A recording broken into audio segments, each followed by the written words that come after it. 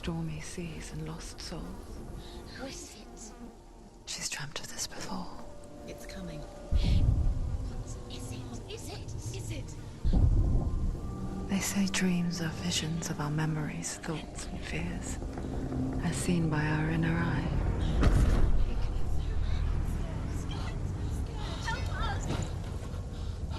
But what if each one of us is always dreaming, even when awake? And we only see what our inner eye creates for us. Is this what hell is? A world shaped by Senua's nightmares. Get up. Maybe that's why people fear seeing the world through her eyes. Yes, she's scared. Because if you believe that Senua's reality is twisted, you must accept that yours might be too. Hellblade: Senua's Sacrifice is a video game about Senua, a Celtic warrior on a vision quest into Viking territory. But what sets our hero Senua apart is that she suffers from severe psychotic mental illness. He knows she's getting closer. He can feel her coming closer. She's getting closer. They're watching. The original idea for Hellblade was to create a classic hero's journey, a journey of suffering, but one where the fantasy world is not another planet or alternate universe, but a world that is constructed in Senua's mind. But to do so would mean putting psychotic mental illness at the center of the experience, a subject that is still considered taboo, and a challenge that was both terrifying and exciting in equal measure. In Hellblade, the starting point was a newly discovered Celtic goddess called Senuna in Ashwell, Hertfordshire. When first discovered, her name was thought to be Senua, a name which I liked and kept. I wondered if Senua might have been a Celtic warrior like Boudica who stood up to the Romans. While the Romans had conquered all of Europe, there was a group of Celts up in the furthest reaches of the Roman Empire that could not be conquered, the Picts. And so the Romans built a wall, called Hadrian's Wall, that spans across Britain from sea to sea to keep the Pictish barbarians at bay. The Picts were known for their war paint, painted on with woad, and their matted hair clumped with lime. And so Senua would be a barbarian Pict in this image. What's your name? Senua. I haven't seen you before. I don't live home much. Oh, Zeno's daughter. I have to go. Wait. Orkney is off the coast of Scotland and was inhabited by the Picts, steeped in history and mystery, and so I made Orkney Senua's home and set the stage for a crisis. In the late 8th century, the first Vikings landed on the Orkney Islands. The population of the Picts crashed thereafter, replaced by the Norsemen of the 9th century. Were they wiped out? We don't know for sure, but it would seem likely given the reputation of the Vikings. The Northmen's brutality is legendary. High-ranking leaders and chieftains of the tribes they conquered were often offered as sacrifice to their gods. The most brutal of these sacrifices was known as the Blood Eagle. I imagine Senua as a young female warrior who returns home from exile to find her partner, Dillion, brutally sacrificed to a Norse god by these hellish warriors from a faraway land. I imagine the horror of this moment and how it would have dragged her deep into mental torment.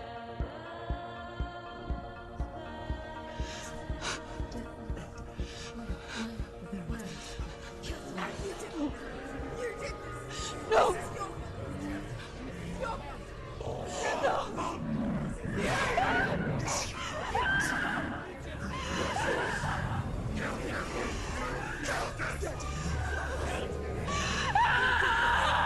I came to learn that the Celts had a sophisticated and nuanced perspective on the nature of mental disorder. One term they used was Gelt. A Gelt is a man or woman who has been driven mad by a curse, battle trauma, or grief. The Gelt would take to a life in the woods in search of penance, punishment, and purgation. And so Senua became a Gelt, cursed by darkness, looking for redemption in the wilds. Another word the Celts used in reference to mental disorders was truth, meaning fool, or Liar. one who utters the words of God. They tell of the mad sinner who flees battle into exile and takes on a beastly nature, growing feathers on his body. The character called Ruth in Hellblade is based on a little-known person called Findan, an 8th century Irish Celt who was captured and enslaved by the Vikings, but eventually escaped to Orkney where he became a monk. I will tell you my stories of hell, if I may walk with you. Upon meeting Senua, it would be his stories that fuel her quest deep into their world of gods. The Northmen say the world will come to an end. The sun will grow black, the earth will sink into the sea, the stars will disappear, fire and water will meet, flames will play against the sky, the heavens and earth and all the world will be burned, all the gods will be dead, and the warriors of Valhalla and people everywhere. Senua, prepare yourself for Ragnarok, for it is nigh. So the stage was set for a new adventure, a journey into the Norse underworld called Hell, a vision quest fueled by madness and myth, a fantasy that was created by Senua's own mind, and one that we would experience through her eyes. This is your mission. This is your quest. There is nothing else left. To make a game about a warrior with psychotic mental illness as its central theme was fraught with danger. Mental illness such as psychosis is still taboo and rarely acknowledged in a century of cinema, never mind the new medium of games. Where it does feature, it often conflates psychosis and psychopathy associated with a lack of empathy. It is unfortunate that these two words sound so similar that they are used interchangeably in media. I must admit that I didn't have to look very far to discover my own ignorance of the subject. So we reached out to Paul Fletcher, psychiatrist and professor of health neuroscience at University of Cambridge. Psychosis is a descriptive term, and it refers to having a loss of contact with objective reality. So it's characterized by two main sets of symptoms. One of them is hallucinations, where somebody experiences perceptions when there is no actual objective thing out there to perceive. You're already dead. Who are you?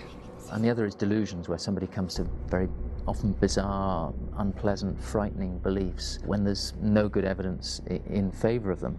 There's no doubt about it. The source of the darkness is in Helheim. And the goddess Hela holds his soul there. We reached out to Welcome, a biomedical research charity that spends billions on research and awareness programs aimed at improving health. Mental health hasn't always been presented in the media in a way that is particularly helpful. It can be challenging to engage people with the subject matter, and there are a lot of preconceived ideas about mental health, and particularly schizophrenia and psychosis. So we hope our support allows the team to continue to collaborate with Paul Fletcher and with those who have experience of psychosis to create a game that provides a fresh perspective on the condition and allows audiences to engage with it in a way that just wouldn't be possible in any other medium. What started out as a brief consultation convinced me that we were only scratching the surface of an immensely deep and interesting subject that could enrich and change the very nature of the game. That's cool. Thanks so much for coming in. Pleasure. Thanks. It's really interesting for me, and I'd love to be involved. I think it's fascinating. Absolutely. Our understanding of psychosis is still very much a mystery, and ways of treating it are still primitive compared to physical illness. After all, it is easy to see the pain and suffering caused by physical diseases or physical trauma. It is not so easy to see the mental suffering and trauma of severe mental illness. But what if we could find a way to see it? Games are capable of drawing you in for hours on end, playing the role of a character who is different from you, experiencing their perspective, and actively involving you in a world that functions with a different set of rules. That voice is not a kind. That voice calls you to your death. It's an evil voice. If we were to represent Senua's psychosis, we would have to simulate voice hearing, a common attribute. But how can we simulate something we have no first-hand experience of? Professor Charles Fernyhough, a leading expert in voice hearing from Durham University, offered his help. Hearing voices is an experience that is usually associated with severe mental illness, and crucially we know that hearing voices is a part of ordinary life for many people who don't meet the criteria for mental illness. Yeah. Oh, that's not him in real life. We know voices vary according to where they appear in space. Voices can appear far away in the distance, they can appear right there in your ear, they can seem to be coming from inside your head. Based on the information Professor Fernie Ho provided, I put together a sound brief and invited some actors to the studio. We recorded the actors using a binaural microphone, which records the 3D spatial position of sound, replicating the way sound is heard by human ears. It gives you an incredible sense that the person you are listening to is right there beside you. Can't see how she's going.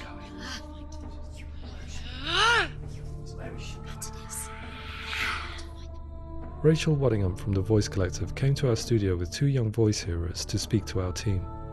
We talked at length about their experiences and they listened to our tests, giving us feedback on how we could improve on it. Everyone hates her. She's cursed. It's very hard to represent what this experience is like, partly because it's such a personal, intense, emotional experience.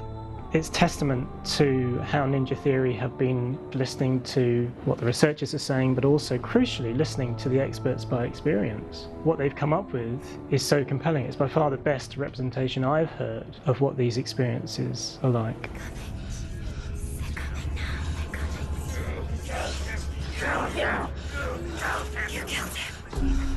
Other common attributes of psychosis are visions and flashbacks. We met with Recovery College East, who work with and care for people recovering from severe mental disorders. A group of service users gave us their first-hand account of what they experience. Sometimes when the visions or what we're seeing is too much, it becomes more difficult until eventually we perhaps don't see anything. The people we spoke to, the stories they told, were fascinating, harrowing and mind-boggling. The reality of what people experienced was vivid, far exceeding what I could possibly have imagined. We went away itching to represent some of these visions and flashbacks in the game. As we all know, my heart is so, love is so far away. Don't you know how I wanna feel deeper? I could never know how you grow, all these days are killing me. Now I see deep in me insanity does unfold. I just wanna feel deeper, deeper. I just wanna feel deeper, deeper.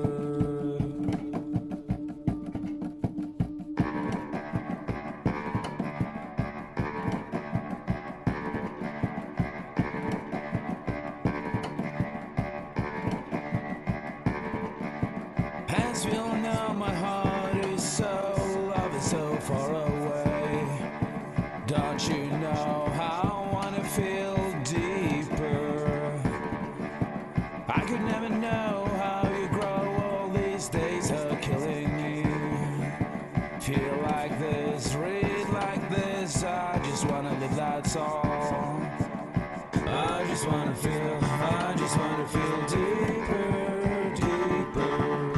I just wanna feel deeper, deeper.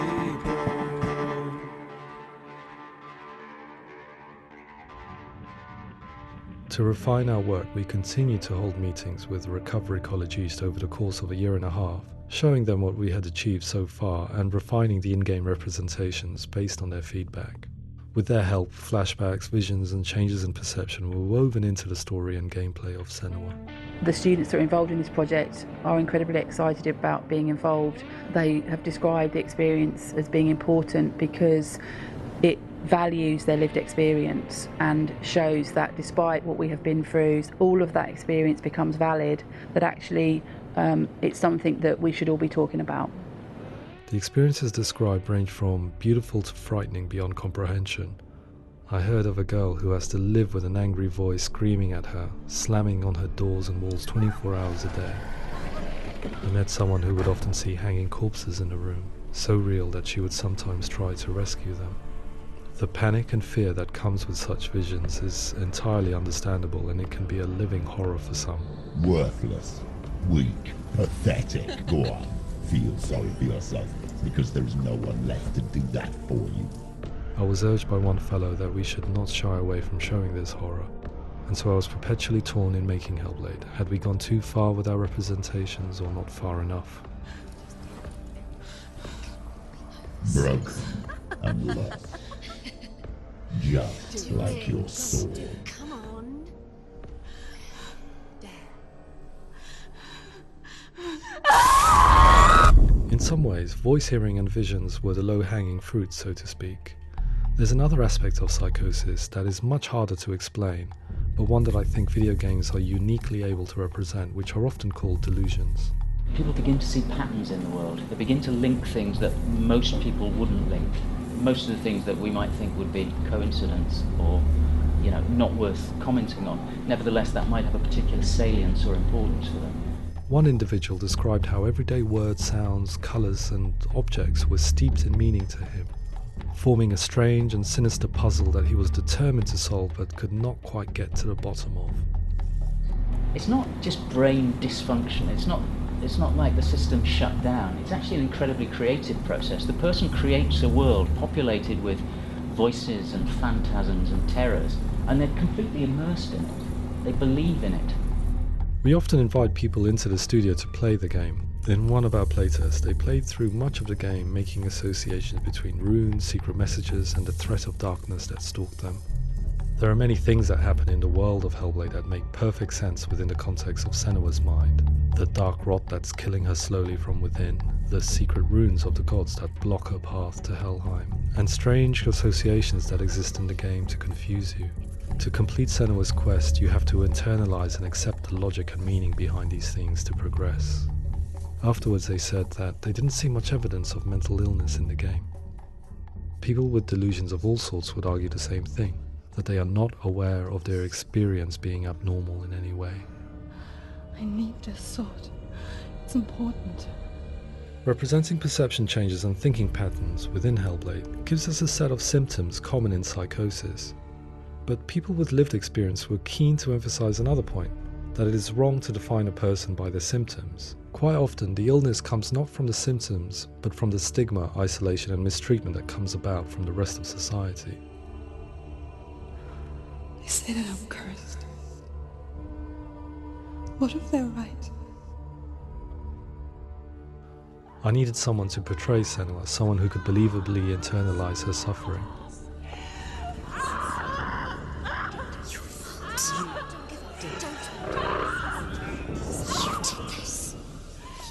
Melina Jurgens, our video editor, had been a stand-in for Senua over a few months while we perfected our motion capture techniques.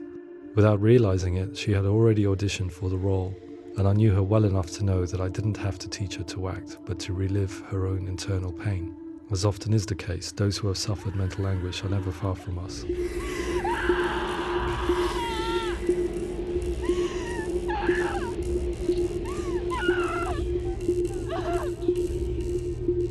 My hope is that by creating a compelling and aspirational character in Senua who feels very much real, albeit in a fantasy setting, we can provide a lens into her reality, a different one to yours, and this is where storytelling comes into play. I imagined her life based on common threads in real people's lives. She was always prone to psychosis as a child. Her mother Galina also heard voices and had visions, so perhaps there was a genetic aspect. Or perhaps it was cultural, as she lived within a world without science, of gods and superstition, as exemplified by her druid father Zimbal.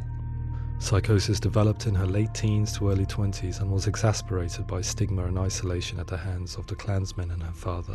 This darkness. It's spreading. The trauma of seeing her lover Dillian sacrificed tips her over the edge, making her remodel her reality around a concept that connects everything: the darkness. So the question, is what Senua experiences real? Can only be answered by saying, yes, it is real. It is her reality. All of her suffering will have been for nothing. It's just a matter of time. Towards the end of the project, service users and professionals that had collaborated with us were invited to see the near-final game. It was a chance to see if the game had reflected their views or if it had misrepresented them. For me, being involved in especially developing Senua's character has been really important, and being able to bring in my perspective and what I see and what I hear, and having that built into the game has been a real privilege. It's gritty and it's meaty, and there are some tough subjects in there that are being tackled with honesty.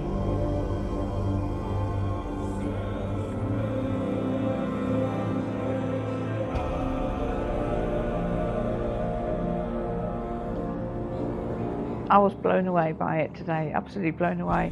It was just fantastic to get the opportunity to use our lived experience in a very creative way. There's nothing tokenistic about the work we've put in. It feels like we've been listened to, things have been taken on board, and I think there was a lot of realism in the game itself, and it feels very authentic.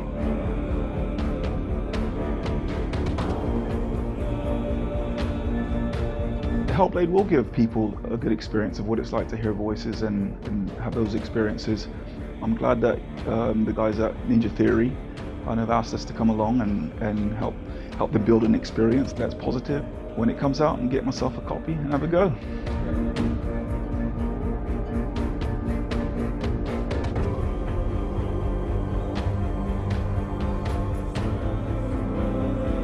I think all the way through I was really inspired by how the conversations have translated into the game in a way that I think I didn't imagine was possible. So wonderful, really wonderful.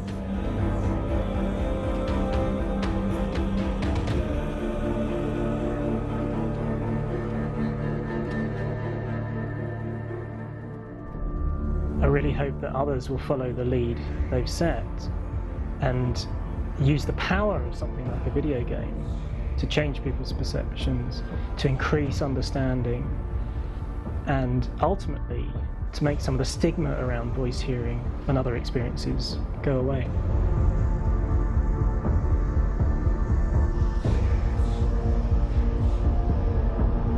For me, it was really exciting to see something that I explore scientifically being represented so beautifully in a character who's trying to penetrate the mysteries of the environment in which they've been placed, with all of this strange uncertainty and noise and conflicting information that they're getting. I'm very excited by this way of trying to represent mental illness, because I think it actually might be offering us insights that we wouldn't get from pure scientific explorations, and actually giving us quite an empathic view of what it might be like.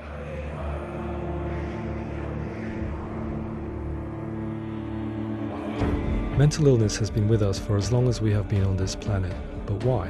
Why hasn't evolution stamped out this weakness from within our gene pool? I often pondered this question until I realized that the question had an inbuilt flaw. It assumes that being and thinking differently is a weakness. The only reason we have computers, spacecraft, medicine, poetry, art, and yes, even video games is because individuals are able to simulate new abstract realities in their minds and share them with the rest of us. We need people to be willing to see differently in order for us to progress and survive as society.